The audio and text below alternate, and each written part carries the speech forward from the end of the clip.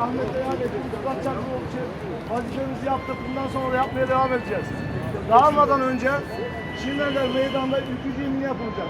Burada ülkücü yemini yaptıranın gür sesinden ziyade ülkücü yemini yapanların gür sesi önemli. Herkes ülkücü yeminine ortak olsun. Başla başkanım. Sahiller bozkurt, varlığına, birliğine, yücelerin en yücesi olduğuna inandığımız, ol deyince olduran, gönüllerimizi iman nuruyla dolduran, Allah'a, vatana, bayrağa, ve silaha yemin olsun.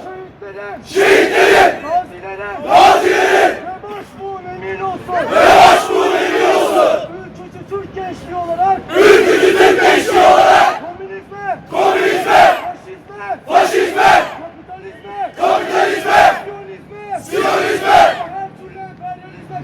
ve her türlü emperyalizme karşı mücadelemiz son nefes,